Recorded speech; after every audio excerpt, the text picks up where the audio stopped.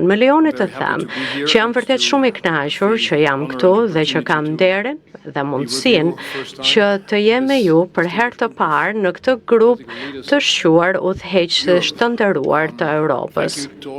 Faleminderit të gjithëve ju që më keni dërguar urimet tuaja për zgjedhjet dhe me padurim pres bashkëpunimin ton të ngushtë, jo vetëm personalisht, por edhe si në krye të qeverisë, jo vetëm sepse na duhet shumë, por edhe sepse jemi të gatshëm ta bëjmë këtë gjë.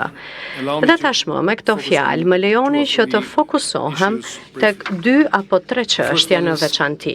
Çështja e parë ka të bëjë me faktin që në kontinentin ton kemi një sfidë që nuk e kemi parë për disa 10 vjeçar, që është kjo luftë e vështirë dhe e fortë në Ukrainë. Kjo nuk është thjesht një luftë kundër këtij vendi, sepse po të ishte vetëm kaq, sigurisht do të ishte mjaftueshmërisht kritike dhe e tmerrshme, por kjo është një gjë e cila është e drejtuar ndaj të gjithë rendit dhe të gjithë Europës.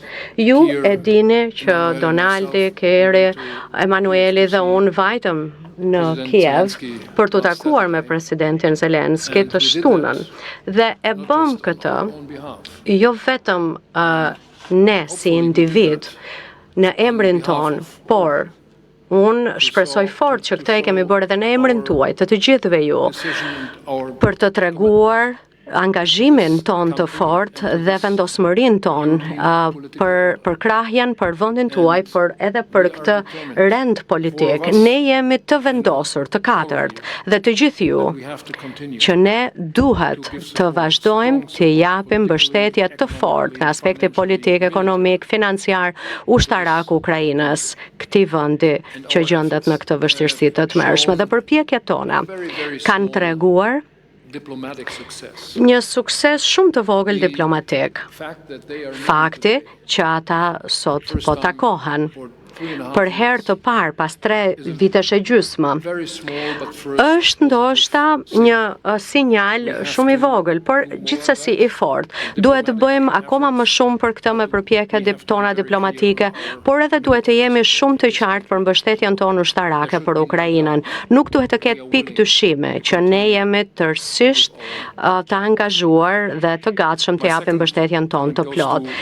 Çështja e dytë, komenti i dytë ka të bëjë për aleancën tonë me Shtetet e Bashkuara të Amerikës. Ju e dini që vendi im është skajshmërisht mirënjohës Shtetet e Bashkuara të Amerikës për atë që ata kanë bërë pas luftës së dytë botërore dhe ne e kemi treguar këtë mirënjohje duke i nderuar ata edhe së fundmi në 80 vjetorin e përfundimit të luftës dhe që kishim 80 vite paqe. Dhe ne duhet të bëjmë çdo përpjekje të mundshme që amerikanët të kemi në anën tonë.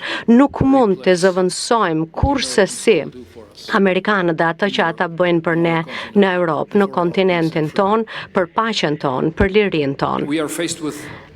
Ne përballemi me çështjen e migracionit dhe Keir Starmer e përmendi këtë gjë.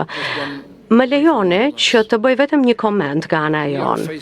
Ne përballemi me kërcënime nga migracioni dhe jemi përballur me këtë me 10 vjeçar të tërë dhe po përpiqemi ta zgjidhim atë. Po përpiqemi të bëjmë gjithçka që kemi mundësi së bashku me Bashkimin Evropian, por duhet të bëjmë diçka edhe vetëm. Gjithçka që ne po bëjmë është në përputhje me të drejtën europiane, me legjislacionin e BE-s dhe ne po përpiqemi të bashkërendojmë përpjekjet tona me të gjithë fqinjët. Pra dhe nuk po bëjmë diçka për kërcënime të reja që po vijnë, por le të bëjmë diçka rreptësisht së bashku dhe në mënyrë efikase. Komenti i tretë ka të bëjë me prokurimet ushtarake. Ne jemi të gatshëm të shpenzojmë më shumë për këto shpenzime ushtarake, pra dhe për mbrojtjen. Kjo është e saktë dhe dihet, por kam një kërkesë. Le të mos flasin vetëm për parat. Ne duhet flasim për efikasitetin, për shifrat e sistemeve, numrat e sistemeve, por edhe për ekonomitë e shkallës. Ne nuk po marrim mjaftueshmërisht materiale për parat që po shpenzojmë mjaft para, goxha para, dhe duhet të vazhdojmë të shpenzojmë më shumë, por thjesht shpenzimi i parave te këto sisteme të cilat janë teje të shumta, Pra, tek prokurimet, shpenzimi e prokurimeve që janë teje të ndërlikuara, kjo në vetvete nuk mjafton. Prandaj vendi im, qeveria ime, janë vërtet të gatshme që të tregojmë që të kemi efikasitet, prokurime më të mira, bashkëpunim më të mirë në kontinentin evropian. Dhe kjo nuk shkon kundër askujt jashtë Bashkimit Evropian, është thjesht në favorin ton. Dhe çështja e fundit që dëshiroj të ngre është që në rast se ne do të flasim për konkurrueshmërinë e industrive tona, kjo në vetvete është e rëndësishme, po ne të gjithë e dim që sistemet tona politike, demokracitë tona janë në rrezik. Që do të thotë që në rast se ne po tregojmë që jemi të gatshëm dhe kemi mundësi që të zgjidhim problemet, bota, problemet të tilla si migracioni, konkurrueshmëria e industrive tona do të tregojë që sistemet tona politike, qeveritë tona, demokracitë tona janë të forta mjaftueshëm për ta bërë këtë gjë dhe këtë gjë duhet bëjmë dhe të mos ta harrojmë kur ne po zgjidhim këto çështje në nivel evropian. E në fund po jo më pak nga rëndësia një premtim. E di që ka patur kritik për angazhimin gjerman për kushtimin e Gjermanisë ndaj Europës, institucioneve europiane dhe Bashkimit Evropian.